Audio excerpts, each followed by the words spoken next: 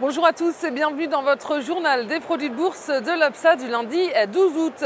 Fin de semaine creuse sur le marché parisien. Le CAC 40 a progressé de seulement 0,30% vendredi dernier à 4076 points, mais il franchit un deuxième sommet consécutif au terme d'une séance pourtant extrêmement creuse. Aucune publication d'entreprise ni de statistiques majeures bien était à signaler. Vendredi dernier, des deux côtés de l'Atlantique, un marché vide qui a dû se contenter d'un indicateur asiatique. Et la production industrielle chinoise sur le mois de juin est ressortie en nette hausse à 9,7%, preuve d'un retour en forme de l'économie chinoise.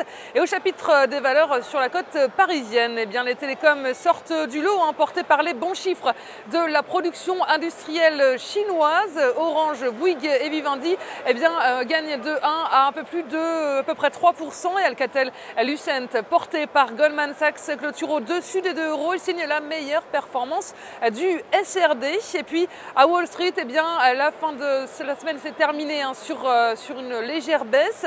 Aucune publication d'entreprise, on disait, très peu de statistiques sont venues donner une impulsion au marché, un marché qui a évolué sans réelle tendance tout en restant proche de ses plus hauts historiques. Et la séance était particulièrement creuse et il faut dire que le mois d'août est généralement pauvre en actualité. Et du coup, les investisseurs en profitent pour effectuer quelques prises de bénéfices.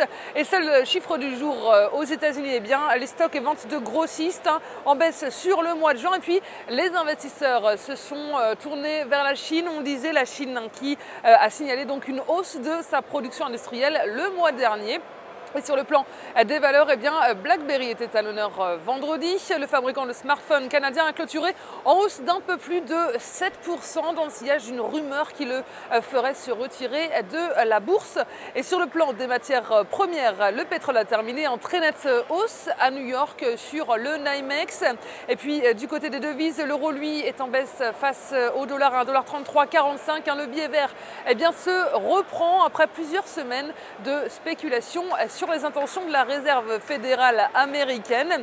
Et puis, on s'intéresse aujourd'hui au groupe bancaire Crédit Agricole.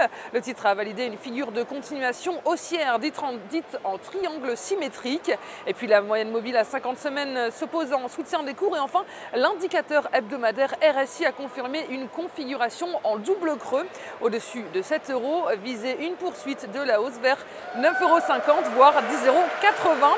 La stratégie qui vous est proposée pour jouer cette valeur, c'est l'achat du Warrant Call Crédit Agricole à 4686 têtes d'Unicredit au prix d'exercice de 8 €, d'échéance au 6 décembre 2013.